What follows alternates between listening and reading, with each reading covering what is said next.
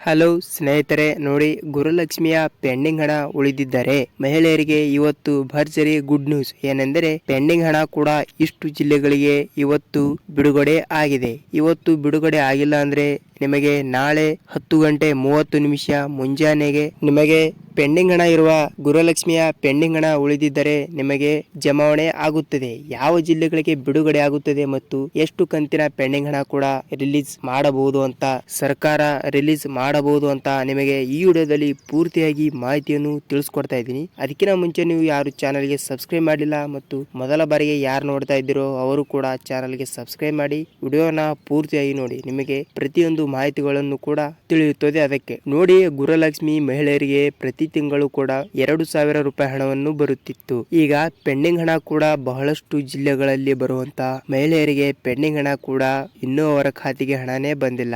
5ನೇ ಕಂತಿನ ಹಣ ಬಂದಿಲ್ಲ, 6ನೇ ಕಂತಿನ ಹಣ ಬಂದಿಲ್ಲ, ಒಬ್ಬರಿಗೆ 7ನೇ ಕಂತಿನ ಹಣ ಬಂದಿಲ್ಲ, ಹೀಗೆ 10ನೇ ಕಂತಿನ ಹಣದ ತನಕ ಕೂಡ ಒಬ್ಬರಿಗೆ ಬಂದೇ ಇಲ್ಲ ಹಣನ. ಅವರಿಗೆ ಯಾವಾಗ ಬರುತ್ತದೆ ಅಂತ ನೋಡಿ ಈ ವಿಡಿಯೋದಲ್ಲಿ ಮಾಹಿತಿಯನ್ನು ಹೇಳ್ತಾ ಇದ್ದೀನಿ. ನೋಡಿ, ಕರ್ನಾಟಕದಲ್ಲಿ ಪೆಂಡಿಂಗ್ ಹಣ ಪಡೆಯುತ್ತಿರುವ ಮಹಿಳೆಯರು ನಿಮ್ಮ ಖಾತೆಯನ್ನು ನೀವು ನಿಮ್ಮ ಬ್ಯಾಂಕಿಗೆ ಹೋಗಿ ಒಂದು ಸಲ ನಿಮ್ಮ ಬ್ಯಾಂಕ್ ಪಾಸ್ಬುಕ್ ಅನ್ನು ಚೆಕ್ ಮಾಡಿಸಿಕೊಳ್ಳಿ. ನಿಮಗೆ ಹಣವನ್ನು ಜಮಾವಣೆ ಆಗಿಲ್ಲವೆಂದರೆ ನಿಮ್ಮ ಹತ್ತಿರದ ಮಹಿಳಾ ಮತ್ತು ಮಕ್ಕಳ ಕಲ್ಯಾಣ ಅಭಿವೃದ್ಧಿ ಯೋಜನೆಯ ಅಡಿಯಲ್ಲಿ ಬರುವ ಆಫೀಸ್ಗೆ ಹೋಗಿ ನಿಮ್ಮ ಬ್ಯಾಂಕ್ ಪಾಸ್ಬುಕ್, ನಿಮ್ಮ ಆಧಾರ್ ಕಾರ್ಡ್ ಮತ್ತು ನಿಮ್ಮ ರೇಷನ್ ಕಾರ್ಡ್ ಮತ್ತು ನಿಮ್ಮ ಮೊಬೈಲ್ ನಂಬರ್ ಇಷ್ಟು ಡಾಕ್ಯುಮೆಂಟ್ ಗಳನ್ನ ತೆಗೆದುಕೊಂಡು ಹೋಗಿ ಮಹಿಳಾ ಮತ್ತು ಮಕ್ಕಳ ಕಲ್ಯಾಣ ಇಲಾಖೆಗೆ ಪರಿಶೀಲನೆಯನ್ನು ಮಾಡಿಸಿ. ಅವರು ಪರಿಶೀಲನೆ ಮಾಡಿಸಿದ ನಂತರ ನಿಮಗೆ ಪೆಂಡಿಂಗ್ ಹಣ ಉಳಿದಿದ್ದರೆ ನಿಮ್ಮ ಖಾತೆಗಳಲ್ಲಿ ಪೆಂಡಿಂಗ್ ಹಣ ಜಮಾವಣೆ ಆಗಿಲ್ಲ ಅಂದರೆ ಎಷ್ಟು ಕಂತಿನ ಪೆಂಡಿಂಗ್ ಹಣ ಜಮಾವಣೆ ಆಗಿಲ್ಲ ಅಷ್ಟು ಕಂತಿನ ಹಣವನ್ನು ಕೂಡ ಆನ್ ಸ್ಪಾಟ್ ಅಲ್ಲೇ ನಿಮಗೆ ಗುರುಲಕ್ಷ್ಮಿ ಯೋಜನೆಯ ಪೆಂಡಿಂಗ್ ಹಣದ ವಿಚಾರಗಳನ್ನು ತಿಳಿದುಕೊಂಡು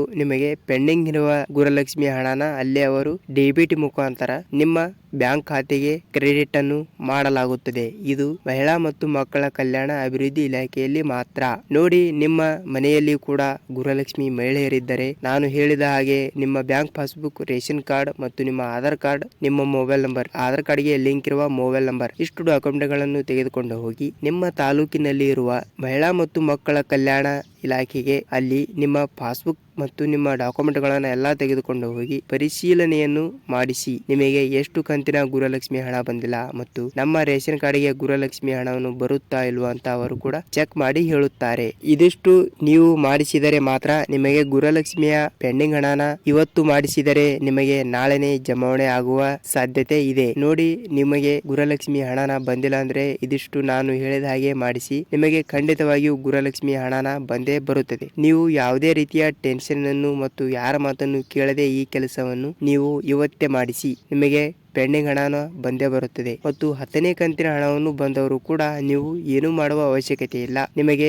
11ನೇ ಕಂತಿನ ಹಣವನ್ನು ಕೂಡ ಜಮಾವಣೆ ಆಗುತ್ತದೆ. ನೋಡಿ, ನಿಮಗೆ ಮಾಹಿತಿಯನ್ನು ಹೇಗೆ ಅನಿಸ್ತು ಅಂತ ಕಮೆಂಟ್ ಮಾಡಿ. ನಿಮಗೆ ಗುರುಲಕ್ಷ್ಮಿ ಆಗಲಿ ಮತ್ತು ಅನ್ನಭಾಗ್ಯ ಮತ್ತು ಸರ್ಕಾರದ ಎಲ್ಲಾ ಸೌಲಭ್ಯಗಳ ಮಾಹಿತಿಯನ್ನು ನಿಮಗೆ ದಿನನಿತ್ಯ ಬೇಕಾದರೆ ನಮ್ಮ ಚಾನಲ್ಗೆ ಸಬ್ಸ್ಕ್ರೈಬ್ ಮಾಡಿ ಮತ್ತು ವಿಡಿಯೋನ ಪೂರ್ತಿಯಾಗಿ ದಿನನಿತ್ಯ ವೀಕ್ಷಿಸಿ. ಪ್ರತಿ ದಿನಕ್ಕೆ 2 ವಿಡಿಯೋಗಳನ್ನು ನಾನು ಅಪ್ಲೋಡ್ ಮಾಡುತ್ತೇನೆ. ನೋಡಿ, ಮೊದಲ ಬಾರಿಗೆ ವಿಡಿಯೋನ ನೋಡ್ತಾ ಇದ್ರೆ ಚಾನಲ್ಗೆ ಸಬ್ಸ್ಕ್ರೈಬ್ ಮಾಡಿ. ಮತ್ತೆ ಮುಂದಿನ ವಿಡಿಯೋದಲ್ಲಿ ಸಿಗೋಣ ಸ್ನೇಹಿತರೆ. ನಮಸ್ಕಾರ.